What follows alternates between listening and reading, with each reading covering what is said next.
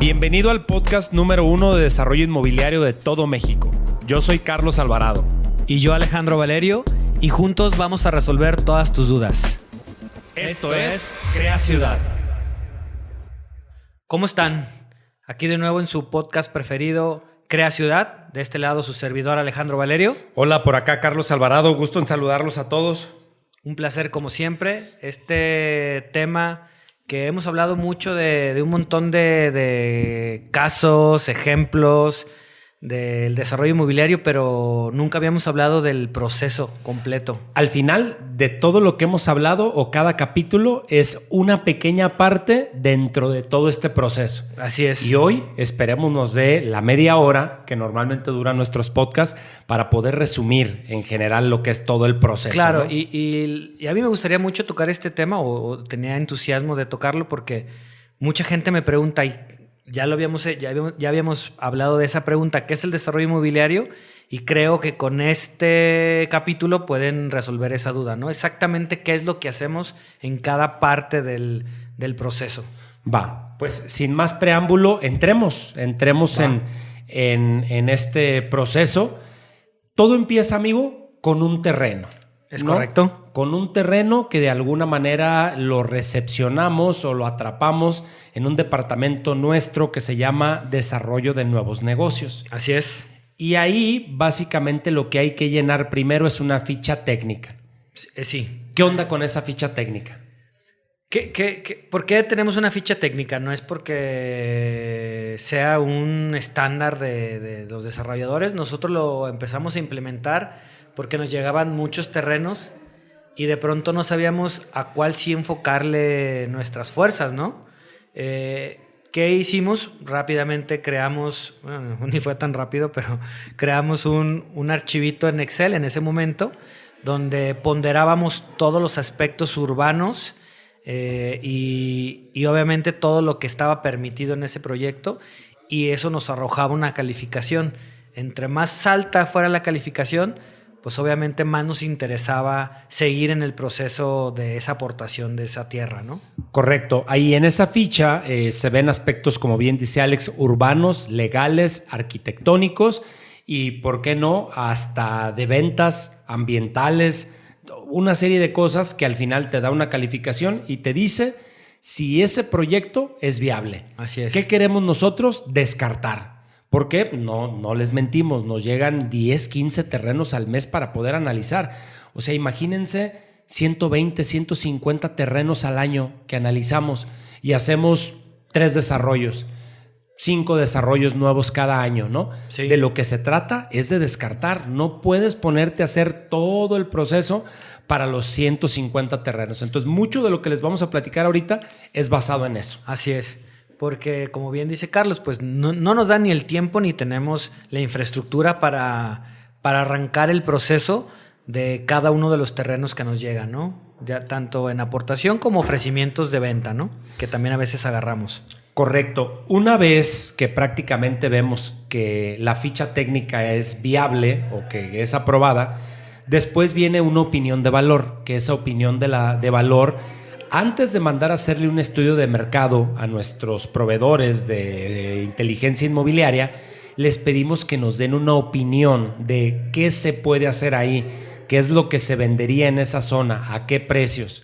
Y con esa opinión de valor le pedimos a los arquitectos que nos hagan un esquema volumétrico, que nosotros le llamamos gelatinas. ¿Por qué? Porque eso parecen, son puras cajitas de colores que parece como si tuvieras una gelatina. Así es, y basado tanto en la opinión de valor como en estas gelatinas o esquemas volumétricos, bueno, pues ya nos abocamos a lo que en algún momento ya conversamos en otro capítulo, que es la proforma financiera, ¿no? Hacemos una proforma, nosotros le llamamos preliminar, puesto que todavía es muy básica, pero eso nos da la opción de revisar si realmente es un buen... Porque en la ficha puede ser un muy buen proyecto o un buen terreno, perdón. La opinión de valor puede decir que es un lugar muy bueno para hacer un desarrollo, pero a lo mejor ya el COS, el CUS y todo estos o el temas... costo del terreno. O el costo del terreno, pues ya nos saca a la hora de hacer la proforma. Ya decimos, ¿sabes qué? Pues podrá ser un lugar genial, pero en números no nos da. Sí, por ejemplo, para poner ejemplos claros, hay un lugar en una ciudad en vías de crecimiento ahorita que nos ofrecieron un muy buen terreno en esquina y que puede ser fácilmente verticalizable, ¿no? Pero el índice de verticalización en esa zona todavía no es tanto, la gente todavía no está tan dispuesta a vivir en departamentos. ¿Qué pasó? Pues que en la ficha técnica sale que es un magnífico terreno porque tiene dimensiones de 20 por 50 en esquina, arquitectónicamente es viable, legal y jurídicamente es viable, ante ayuntamiento y el uso de suelo lo tiene, y la opinión de valor te dice que puedes vender departamentos. No, y está en una zona súper apetecible, digamos, de la ciudad, ¿no? Así es, y te dice en la opinión de valor que puedes hacer departamentos de 70 o de 90 metros cuadrados, y está toda madre. Pero para que sea negocio tendríamos que hacer 32 departamentos. Ahora, pues la zona quizá no te absorbe 32 departamentos. Quizá esa ciudad pequeña te absorbe 16 depas, 20 depas, pero 32, ya dices, híjole, y eso es algo pues que lo puedes hacer o lo puedes ver en el tema de la proforma, ¿no? Es correcto. Y bueno, pues una vez partiendo de la proforma, si vemos que financieramente está dentro de los márgenes y lo que buscamos como desarrolladores, bueno, pues ya internamente lo que hacemos es voltearnos con el fondo, que también es una empresa que tenemos aquí en casa, que es WeCity, que es el que patrocina este podcast, y le pedimos un capital semilla, un fondeo inicial.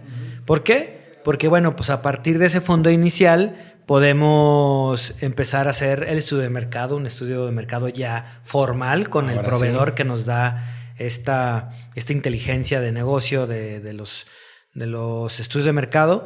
Podemos mandar a hacer, no siempre lo hacemos, hay que ser sinceros, pero a veces sí, un benchmark de la zona cuando hay mucha competencia. Y a partir de eso, del estudio de mercado definitivo, ya podemos hacer esta proforma definitiva que ya nos da los números más cercanos a la realidad. Correcto. Ya una vez que tenemos la proforma definitiva, ya sabiendo ahora sí con el estudio de mercado y habiendo definido el producto, cuánto vamos a ganar, cuánto aproximadamente en costos paramétricos nos va a costar, entramos a dos factores clave que son factores no tan técnicos, sino más de contexto para nuestro proyecto. Hacemos un análisis FODA para ver las fortalezas, las oportunidades, las debilidades y las amenazas de nuestro proyecto y cómo nos debemos de diferenciar, que eso nos lo da el estudio de mercado, pero esta es una parte interna. Uh-huh. Y lo otro, que también ya hablamos en uno de nuestros capítulos anteriores, hacemos todo el análisis para poder realmente crear ciudad, ¿no? A través de nuestros 4 pilares, que es seguridad, medio ambiente, educación e igualdad social. ¿Cómo vamos a apoyar a la zona en donde vamos a desarrollar en base a esos 4 pilares? Y después ya entramos a temas más técnicos, Alex. Así es, sí, pues ya teniendo este capital semilla y teniendo todas estas ingredientes, lo voy a decir así, empezamos ya a amalgamar este pastel, ¿no? Empezamos a hacer el pastel ahora sí tal cual, para empezar como con el proyecto, a desarrollar el proyecto. Mandamos a hacer una topografía del sitio. Normalmente en las ciudades, pues lo único que hacemos es pedir las vialidades y los límites de la propiedad para tener un mejor proyecto, obviamente para no salirnos de la realidad, porque sabemos que a veces en escrituras el terreno mide tanto, pero físicamente pues no lo es así. Mandamos a hacer una topografía. En base a esa topografía y con el estudio de mercado, mandamos a hacer ya con los arquitectos el proyecto conceptual, ¿no? Ahora sí, un proyecto ya más en forma, basado en la realidad. Correcto. Después, ya que tenemos un proyecto conceptual que ya de alguna manera pues se plasmó en papel o en proyecto lo que nos dijo el estudio de mercado, en base a eso podemos ya sacar un costo paramétrico con nuestra área de construcción, ya empezarle a poner ahora sí un precio específico de cuánto nos va a costar. Después viene el tema de checar la estrategia financiera, que es la que nos va a decir, oye, mira, vas a tener ingresos de tanto, gastos de tanto, utilidades por tanto, cómo lo vas a manejar, etcétera, etcétera, ¿no?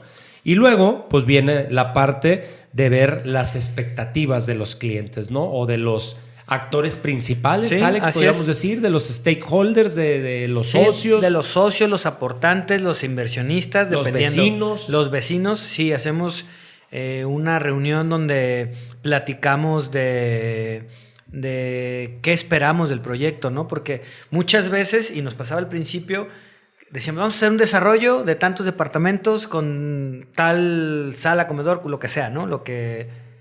Pero a lo mejor yo me imaginaba que las cocinas eran de cierto color, con ciertos materiales, y Carlos se imaginaba un departamento completamente diferente, con colores completamente diferentes. A lo mejor podrían pensarse que es algo como superficial o banal, pero no, realmente eso luego genera como teléfono descompuesto, ¿no? O sea, yo esperaba que el edificio fuera tal o el desarrollo en general tuviera ciertas características, que lo que hacemos es completar todas las expectativas que tienen todos los stakeholders de este desarrollo.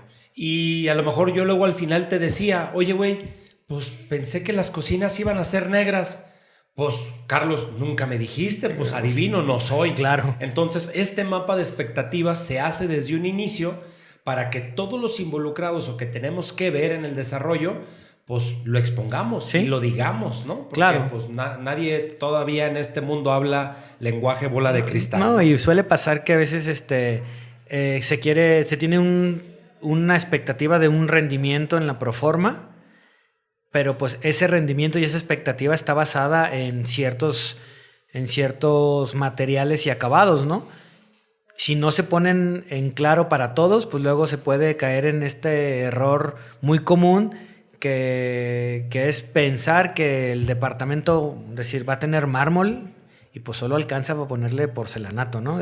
Correcto. Son cosas muy chistosas, pero que suelen pasar. Luego él sigue, amigo, el plan de una página. Así o el es. one page plan. ¿Qué es eso? Que prácticamente es el resumen de todo el negocio, donde viene qué se va a hacer, en este caso un desarrollo, qué se está esperando en términos financieros y pues prácticamente es el resumen, ¿no? Es como si alguien quisiera ver rápido qué se va a hacer en este proyecto, sería ese. En esa página puede ver de alguna manera todo. Todo. El One Page Plan, Alex, es como cuando tú en un libro, en la contraportada, en una sola página, te puedo decir de qué trata el libro. Así es. Así el One Page Plan. Así es. Okay. Y luego nos vamos a los alcances. Esto es, en base a la proforma financiera y en base al costo paramétrico, vemos literal para qué nos alcanza, ¿no? Okay. Vemos los alcances, hasta dónde va a llegar este desarrollo, con qué tipo, igual con las expectativas, vemos hasta qué punto podemos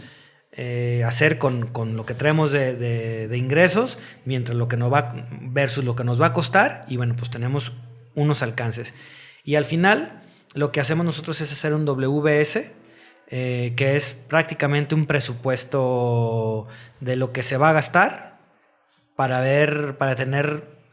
poder tener como bien controlado el desarrollo. Bueno, después de un WBS ya viene el tema de definición de producto, ¿no? Ahí, en ese entonces, ya habremos definido un producto específico. Cuántas recámaras, cuántos baños, cuánto de terrazas, si va a tener o no estacionamientos, cuántos, etcétera, etcétera.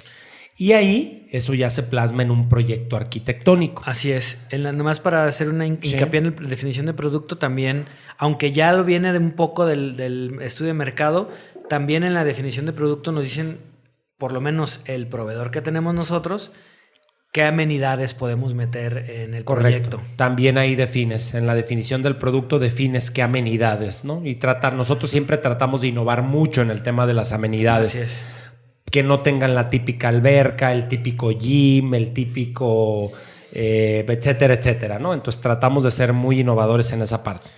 Ya una vez que tenemos proyecto arquitectónico, que ya tus unidades tienen metros cuadrados, sea un lote residencial, sea un departamento, sean casas, lo que sea, ya que lo tienes definido y puesto en planos, sacas el plano de permiso. Así es. Y te vas a tramitar el permiso municipal, pues ante el ayuntamiento, dependiendo de cada uno de los estados. Sí, no, obviamente tiene, de los permisos, pues tiene una etapa de las más complicadas y no quiero andar en eso, simplemente es pues una gestoría que puede llevar, dependiendo la ubicación, semanas hasta meses, ¿no?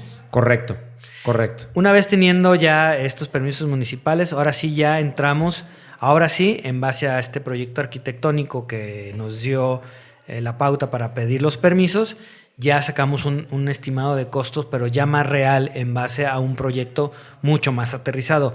Todavía no es, en nuestro caso, el costo definitivo del desarrollo, pero no estamos muy cerca de tener los costos de obra, ¿no? Hasta aquí, amigo, todavía no has iniciado obra, ¿correcto? No, todavía. O sea, hemos platicado muchísimo y ojo, todavía no iniciamos obra, ¿eh? Ahí vamos, ya casi le llegamos. Ya casi le llegamos, sí. Después, obviamente hay ciertas gestorías porque hay que pedir, pues no solo el permiso municipal, hay que gestionar a veces las mías, que hemos platicado también de ellas. Tenemos que gestionar con la autoridad que ve el tema del agua, con CFE, con Resiliencia, si es en el caso de Guadalajara. O protección civil, le llaman en otros lados. Entonces, o módulos de riego. Sí, ¿no? O sea, con un montón de Semarnat. De dependencias que dependiendo el lugar donde va a estar el desarrollo, bueno, pues tenemos que hacer esas gestorías.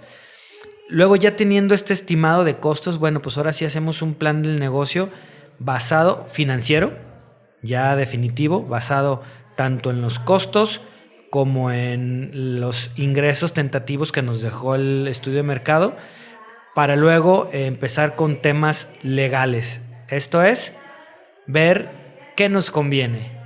Si nos vamos a subir un fideicomiso, las partes que aportan tanto lana, terrenos, capital, etcétera, etcétera, o si es una SA, o si es otra figura o copropiedad, qué sé yo, ¿no? Así es. A partir de ahí, luego viene el tema de la estrategia de fondeo.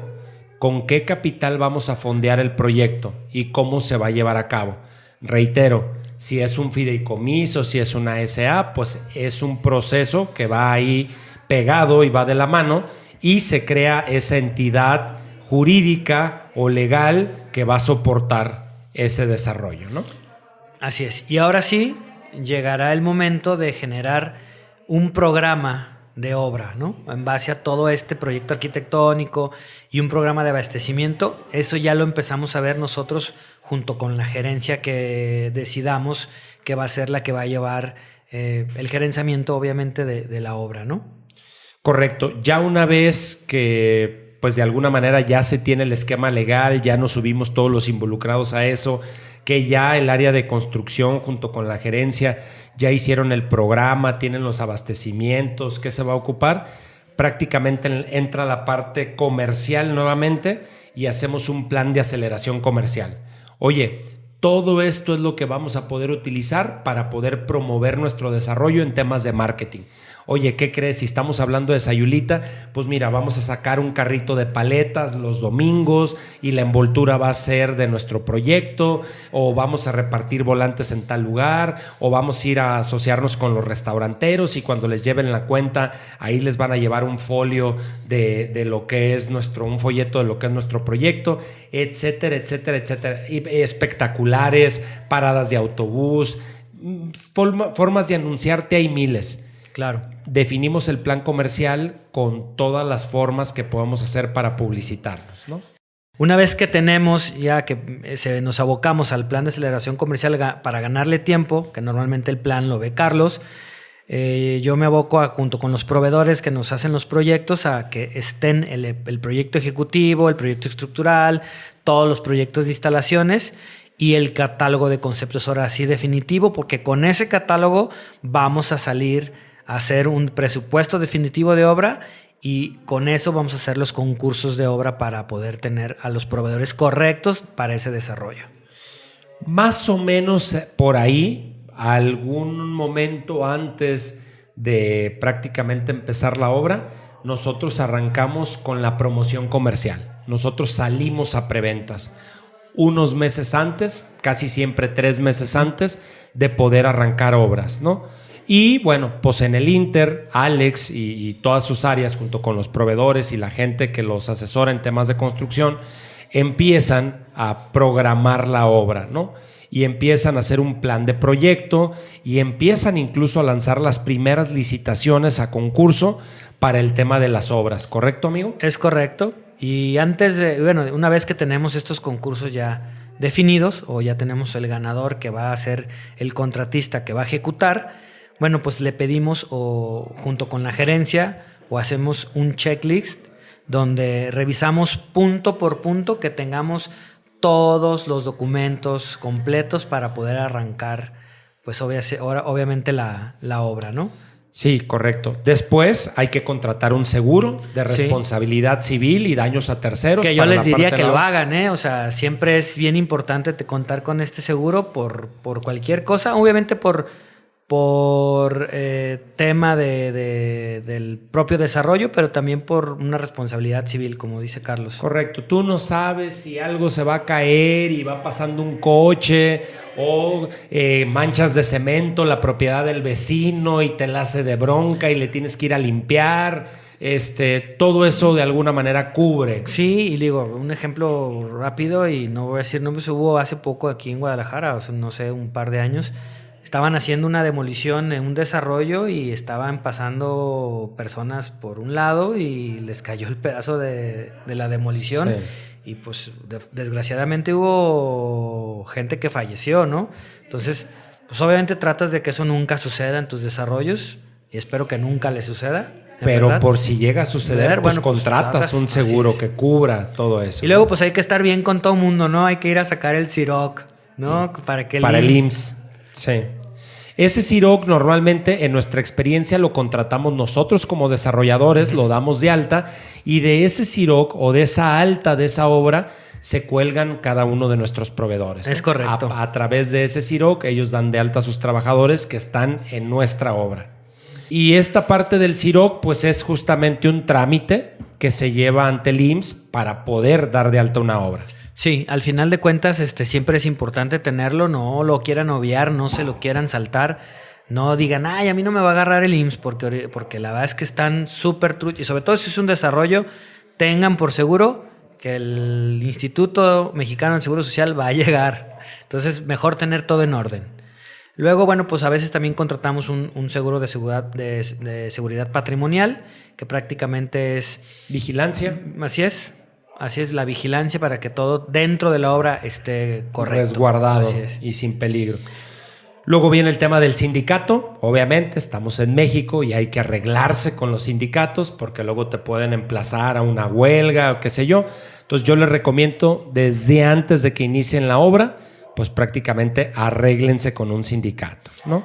Así es. Y luego, bueno, pues ahora sí viene propiamente la obra, ¿no? Todo el proceso que ya sabemos nosotros, y ustedes también lo saben, que es empezar desde la cimentación hasta el día que el contratista nos entrega las llaves de los departamentos, ¿no? Para no alargar más este proceso, en algún momento podemos hablar de eso, pero bueno, prácticamente el siguiente punto sería la construcción. Correcto. Y luego viene el tema de un control financiero también, ya que tenemos o ya que arrancamos la obra, pues hay que ir llevando los registros de todo, hasta de un clavo, de un chicle, de la mordida que te pidió el tránsito que pasó y te vio que estabas estorbando. X, Y o Z, hay que llevar ese control detallado. Que era lo que también en otro capítulo platicaba Carlos, era llevar siempre el marcador, ¿no? Saber, tener siempre el marcador visible para saber si nos estamos pasando, porque obviamente, pues como lo hemos dicho muchas veces, este negocio es un negocio financiero y necesitamos tener siempre los números frescos y a la mano. Correcto. Y luego viene un tema, pues de empezar a amarrar las distintas licitaciones, los distintos contratos de obra, que el movimiento de tierras y cimentación, que el tema de la estructura, que el tema de las ingenierías, y lo hacemos a través de contratos y se lleva el control de esos contratos y debes de tener a alguien que esté supervisando también esos trabajos directamente en obra. Sí, ¿no? Que normalmente lo hacemos, como lo hemos dicho, a través de gerencias, ¿no? De obra. Correcto. Y bueno, podrán pasar ahí, a partir de ahí ya es la obra y pueden pasar 12, 18, 24 meses. Sí, dependiendo del volumen o el tamaño del desarrollo, ¿no? Y prácticamente después llegamos pues a lo que podría ser la entrega de lo que estamos construyendo o desarrollando. Luego viene el tema de poder hacer un régimen de condominio, sí, que nos lo autorice el ayuntamiento y protocolizarlo ante notario para poder escriturar. Sí, y bueno, y obviamente mientras en el tema de la obra hacemos los cierres técnicos que viene junto con pegado con el cierre de costos, ¿no? Revisamos si debemos, si nos deben, si hace falta algo. El chiste es tener al final del desarrollo a todos los stakeholders, como lo hemos dicho, incluso en algún otro capítulo en el de capitalismo consciente, para que todos los que estén involucrados con WeCity, y les pediría que hicieran lo mismo ustedes, cuando terminen digan, fue un buen negocio para todos, ¿no? Correcto. Y luego, pues prácticamente viene el cierre del negocio, la atención a los clientes para cualquier detalle, alguna lámpara que no funciona, que una puerta de aluminio no corre, que se filtra el agua, que son cosas que realmente siempre pasan. Sí, ¿no? Siempre pasan. Porque pues a veces hay omisiones por parte de la gente y si estamos hablando de 700 puertas, pues a lo mejor una le faltó un tornillo, hay que atender prácticamente toda esa parte. Hay que quedarnos administrando ese desarrollo durante un año, que es lo que nos pide la ley para podernos hacer cargo de las garantías que puedan surgir y del tema del mantenimiento del mismo edificio. Sí, una vez que se termina el cierre, bueno, pues hay que una vez que se termina la etapa de la administración de parte del desarrollador, que es un año, se le tiene que entregar a la persona que va a operar ese desarrollo. Y me refiero tanto a los condóminos, si es el caso, o en el caso de WeCity, a la empresa operadora que va a llevar el día a día de este desarrollo. Hay que hacerles una entrega de todo, porque obviamente tienes que explicarles cómo funcionan las bombas, cómo funcionan las luces, cómo se cobra el agua, cómo está el tema de los filtros, un montón de cosas, ¿no? Que hay que hacer. Sí, y pues básicamente, y para cerrar este podcast, es lo que se hace, ¿no? Este es el proceso platicado en media hora, súper rapidísimo, de lo que es el desarrollo inmobiliario. Un desarrollador inmobiliario nos dedicamos a coordinar todo esto. Todo esto está dentro de nuestras manos, dentro de nuestra responsabilidad. No es una tarea fácil, es una gran labor. Tienes que saber de finanzas, de arquitectura, de construcción, de leyes, de inmobiliario, de ventas, de IMSS, de todo. Hasta de contabilidad. El otro día, diciendo hasta de chiste, Carlos decía, pues si no sabemos, vamos a un pinche curso de contabilidad, pero el chiste es que no se nos pase nada, ¿no? Correcto. Entonces, Alex, ¿algo con lo que quieras terminar, amigo? ¿Algún consejo? No, rápido, la verdad es que esta media hora que sonó como si fuera un trabalenguas rápido, pues es lo que resumen 2 años de un desarrollo. De un desarrollo, así es. Así se ven todo un desarrollo que puede, como dice Alex, mínimo durar 2 años. Así se ve en 30 minutos. Sé que igual lo escuchaste mientras ibas manejando, vuélvelo a escuchar y toma notas. Ahí está el paso por paso de un desarrollo inmobiliario. Yo de mi parte me despido. Me pueden encontrar en redes sociales como Carlos Alvarado V. Y no se olviden en Spotify calificarnos, compártanos y denle clic allá a la campanita y bueno, esperemos que nos recomienden también, ¿no? Sí, y a mí me encuentran en Instagram como Alex Valerio L, todo junto, y en Facebook como Alejandro Valerio Langarica. Compartan, como dice Carlos, el podcast y síganos en Instagram como Podcast Crea Ciudad. Muchísimas gracias, les mandamos un abrazo y nos vemos en el siguiente capítulo. Muchas gracias a todos, un abrazo como siempre. Esto fue Crea Ciudad. Recuerda seguirnos en nuestras redes sociales y no te pierdas el siguiente capítulo. Te agradecemos infinitamente tu apoyo.